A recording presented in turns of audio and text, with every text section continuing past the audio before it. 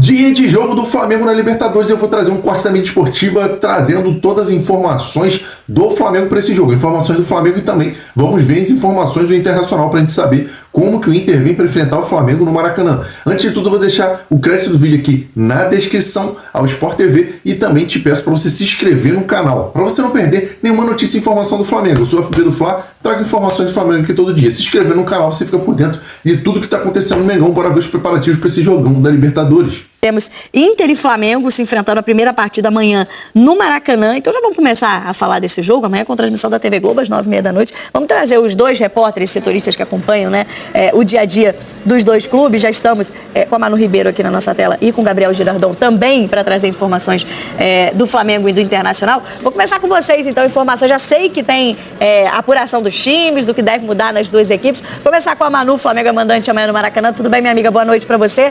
Tem a dúvida da posição do Arrascaeta, né? Já temos apuração do que deve ser o time do Felipe para amanhã, Manu? É isso, Camila. Boa noite para vocês aí no estúdio, para todo mundo que está acompanhando aqui ou está na área com a gente. A principal dúvida do Felipe Luiz para esse jogo de amanhã é o substituto do Arrascaeta. O camisa 10 está suspenso para essa partida. Ele que fez um bom jogo no final de semana contra o Mirassol não fica à disposição por causa dessa suspensão.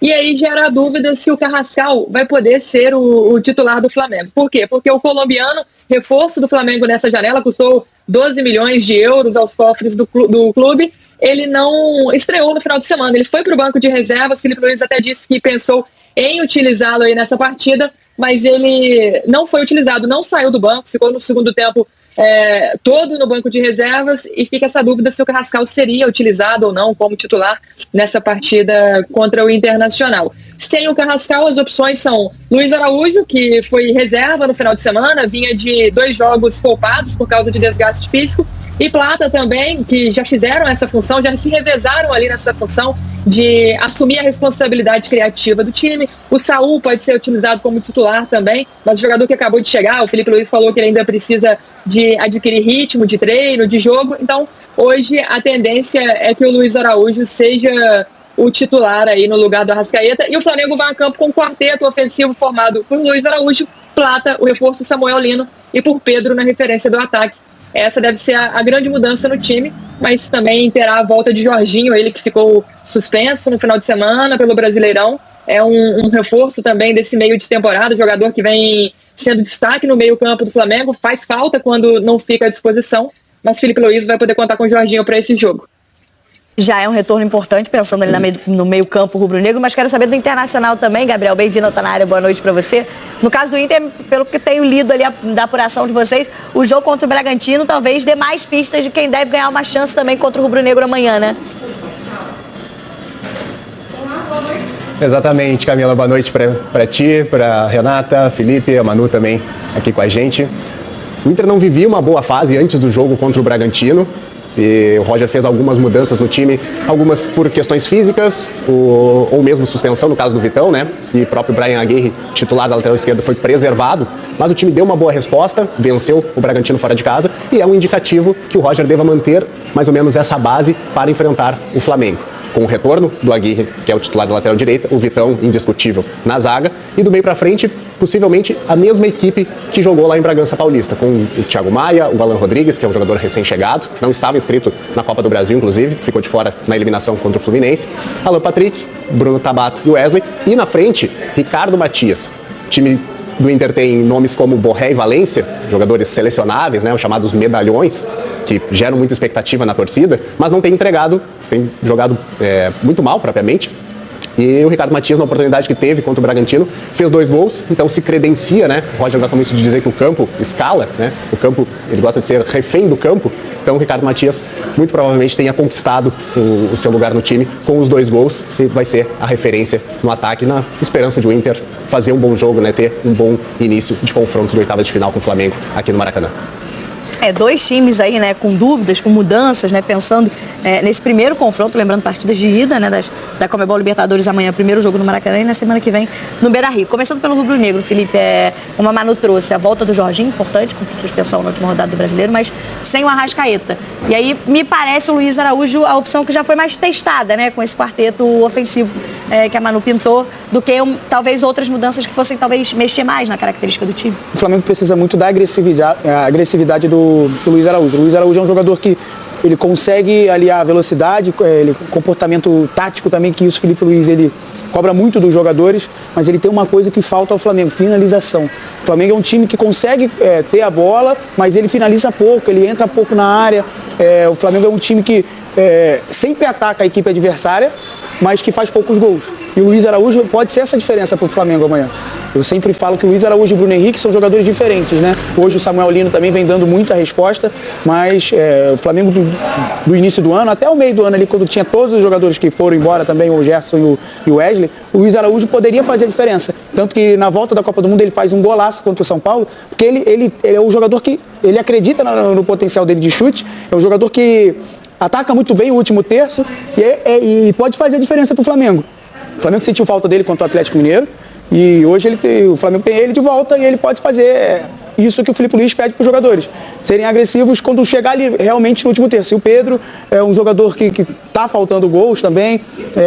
A bola tem passado bastante pela área e aí entra no quesito caprichar mais um pouquinho, né? Fiz o jogo no final de semana, Flamengo e Mirassol. Eu acho que faltou mais um pouquinho de capricho para os jogadores da frente do Flamengo. Samuel Lino como maior destaque. Eu acho que o Flamengo pode tirar muito proveito desse jogador, que é um jogador incisivo, vai para cima, quebra a linha. E o Flamengo já tem tirado proveito e o Internacional tem que prestar muita atenção nesse jogador. E olhando para esse time do Roger, né, Renata, faz sentido que traga, como o Gabriel falou, algumas mudanças do jogo contra o Bragantino para essa partida. Tem uma mudança de esquema, né?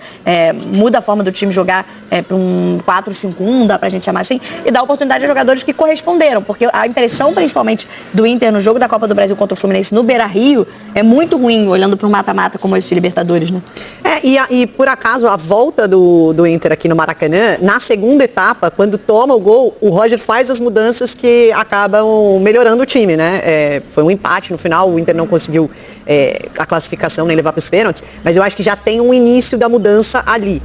Primeiro porque Bruno Henrique já não estava bem no time, no meio campo, né? Com o Thiago Maia e Bruno Henrique, o time não estava tendo a sustentação que precisava naquele meio campo, então o Alan Rodrigues como reforço vem muito bem nessa posição, não pôde jogar na Copa do Brasil porque não estava inscrito, então foi um ótimo achado. Acho que a entrada do Tabata estava pedindo participação no time, e aí ele tinha pedido para jogar mais pelo meio, então assim, para se aproximar do Alan Patrick, não deixa o Alan Patrick tão isolado numa criação ofensiva do time, também entrou muito bem contra o Fluminense o Tabata. Aí com a ausência do Carboneiro, o Wesley consegue ir para o lado onde ele rende mais, porque no lado direito ele não estava funcionando assim, e o Wesley, eu sei que a torcida do Inter reclama muito com relação aos gols, né? Porque ele só fez um gol nesse ano. O Wesley nunca foi um jogador de fazer muitos gols, mas ele sempre foi um jogador de bagunçar as defesas adversárias. E no ano passado, jogando próximo ao Bernabé, ele estava fazendo muito bem isso, né? Então agora jogando de novo pelo lado esquerdo, já até refez a parceria com o Bernabé e deu certo no fim de semana. Então acho que é um outro aspecto positivo. Essas mudanças, acho que se pedia muito ao Roger para ter alguma mudança, porque daquele jeito não estava funcionando. E sejam forçadas ou não as mudanças, elas aconteceram no fim de semana, foi muito bem o Inter como desempenho, o Ricardo Matias também entrou muito bem como centroavante, e eu acho que tem que dar sequência ao que deu certo. Então agora, depois desse jogo, você já, com essas mudanças, você olha, bom, pode enfrentar o Flamengo, né? Até então não dava a impressão de que ia ser um confronto com muito favoritismo pro lado do Flamengo, e agora você consegue imaginar que tem um jogo para acontecer, uma disputa maior. Eu vi mais algumas informações, né? Últimas informações do Flamengo Internacional. Amanhã a gente vai falar muito mais dessa partida aqui no Tá Na Área também. Manu, do lado rubro-negro, acho que o confronto, né? Ainda tem um bastidor que dá uma esquentada nessa decisão de Libertadores, porque tem aquele barraco, fofoquinha, probleminha fora de campo que envolve dívida, né? Famoso problema de dinheiro que sempre gera entretenimento para quem tá do lado de fora, que é a dívida do Thiago Maia do Internacional com o Flamengo, que gerou colocadinha em rede social, respostinha na internet. Tem um pouco disso também aquecendo esse confronto para essa partida, né, Manu?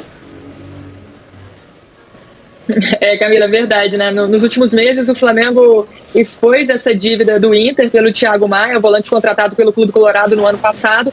O Inter não pagou algumas parcelas que combinou de pagar com o Flamengo até acionou o Inter na CBF e pretende até ir à FIFA para, quem sabe, causar um transfer ban no Internacional. Já tem ameaçado isso publicamente, porque espera receber essa dívida que tem pelo Thiago Maia. É mais um bastidor para esquentar esse duelo, né? Porque fora de campo, realmente, as diretorias têm se estranhado nos últimos meses por causa dessa dívida. E o Flamengo reencontra o Inter, um adversário que traz boas lembranças de 2019. Em 2019, as equipes se enfrentaram nas quartas de final da Libertadores. O Flamengo passou, acabou campeão naquele ano e vem aí de anos conseguindo se classificar, passar pela primeira fase da Libertadores, 3 finais, 2 títulos. Chega a essa edição da Libertadores com uma certa pressão pela classificação nesse momento, por causa da eliminação recente na Copa do Brasil e também por causa das campanhas nos últimos 2 anos, né? Em 2023, eliminado nas oitavas de final, em 2024, eliminado nas quartas de final. A torcida já vem